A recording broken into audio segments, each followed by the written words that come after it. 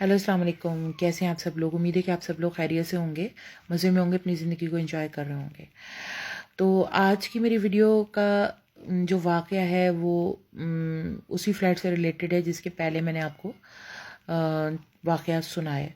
चूँकि हम वहाँ काफ़ी टाइम रहे तो बहुत सारे वाक़यात हुए जो इतने ज़्यादा अजीबो-गरीब थे कि आज सोचते हैं हम तो मतलब अजीब खौफ भी आता है, हंसी भी आती है कि हमने वहाँ कैसे अपना इतना टाइम गुजारा। मेरा ख्याल है कि हमारे अलावा कोई और होता तो शायद वहाँ रह नहीं पाता। तो चूँकि मैंने बताया ना आपको कि हम लोग बहुत ब्रेव थे और कभी डर इन चीज़ों से खौफ महसूस नहीं हुआ, तो इसलिए हमें पता भी नहीं चला और टाइम गुजरता चला गया। तो एक दफ़ा ऐसा हुआ कि मैंने मटर चावल बनाए थे और उसके साथ सैलेड और शामी कबाब और रायता वगैरह सब कुछ। तो मेरे हस्बैंड को कहीं काम से जाना था, उस दिन मॉर्निंग में नहीं गए थे, वो दोपहर में जाना था उनको। तो मैंने उनसे कहा कि आप खाना खा लें, मुझे भूख नहीं है और आपको क्योंकि जाना है तो आप जल्दी से खाना खा के मतलब चले जाएं। तो मेरे हस्बैंड ने खाना वाना खाया। मैंने उनसे पूछा कि आपको मज़ीद और तो नहीं चाहिए, ला कर दूँ गरम चावल? तो उन्होंने मना कर दिया। अच्छा, हमारे यहाँ ना होता ये था कि फ्रेश खाने की आदत ऐसी थी कि हम उतना ही खाना बनाते थे जितना कि नीड हो, कि बचे नहीं, क्योंकि जो खाना फ्रिज में चला जाए वो खाना हम में से कोई भी नहीं खाता था, फिर हम उसको किसी को देना पड़ता था हमें। तो मेरी कोशिश ये होती थी कि मैं खाना उतना ही बनाऊं कि जो बचे नहीं, हम लोगों के लिए इनफ हो। तो खाना चूंकि लिमिटेड बनता था तो जाहिर सी बात है कि वो उसमें बचने का चांस नहीं होता था। हम खा लिया हमने और उसके बाद सेकंड टाइम के लिए कुछ और बना लिया फ्रेश। तो मटर चावल ज़ाहिर बात है मेरे हस्बैंड खाया और उन्होंने मना किया कि नहीं नहीं, मेरी बहुत ज़्यादा भूख नहीं है, तो बस मुझे जाना है, जल्दी है, तो मैं जा रहा हूँ। अच्छा, वो तो चले गए और मैं कुछ काम कर रही थी। काम करने के बाद मुझे उस वक्त भूख फील नहीं हो रही थी। काफ़ी देर के बाद जब मुझे भूख लगी तो मैंने कहा चलो अब मैं खाना खा लेती हूँ। मैं किचन में गई तो देखा जो चावलों का पतीला था वो तो खाली था।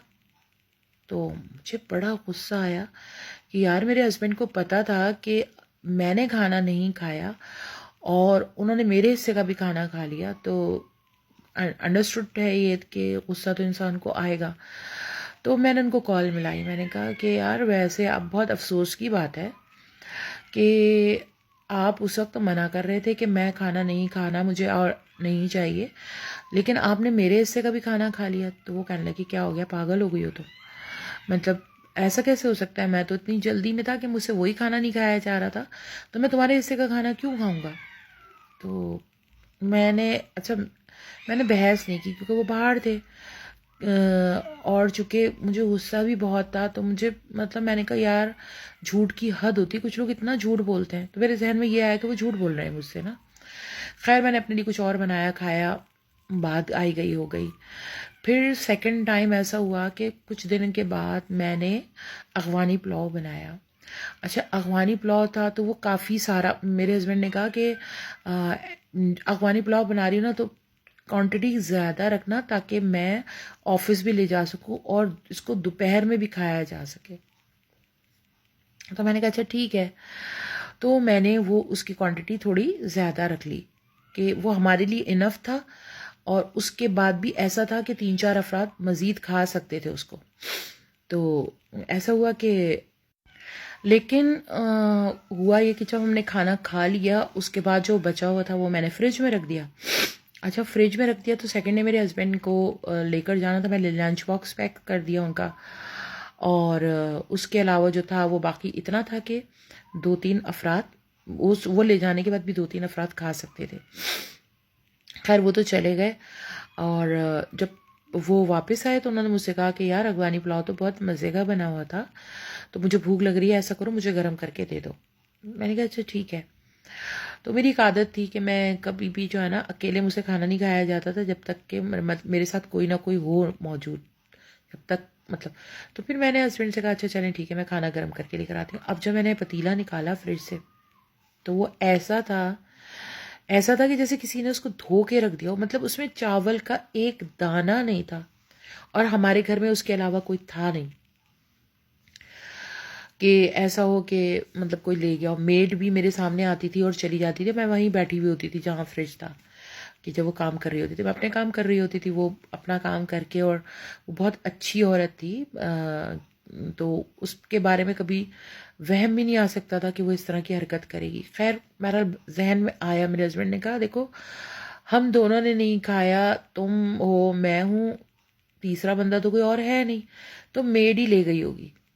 خیر وہ سیکنڈ ڈے جب آئی تو میں نے اس سے پوچھا، میں نے کہا تم نے، اس کا نام خالدہ تھا، تو میں نے کہا خالدہ تم نے چاول لیے ہیں کیا؟ کہنے لگی نہیں باجی میں نے تو کوئی چیز بھی آپ کی پرمیشن کے بغیر کبھی لی نہیں، تو میں کیوں لوں گی، اور مجھے اگر کھانا ہوگا کچھ تو میں آپ سے مانگ کے لوں گی. اچھا میں نے اس سے زیادہ بحث نہیں کی، میں نے اس کو مطلب اگنور کر دیا، چلی گئی وہ. لیکن میرے مائنڈ میں یہی تھا کہ جھوٹ بول رہی ہے، کیونکہ یہ لوگ اکثر ایسا کرتے ہیں، تو ہو سکتا ہے اس نے چاول چرا لیے ہیں، اور مطلب ظاہر بات ہے جب وہ لے گئی تو قبولے گی کیوں. اب یہ بات آئی گئی ہو گئی، کافی ٹائم ہو گیا. پھر اس کے بعد ایسا ہوا کہ میں نے بریانی بنائی،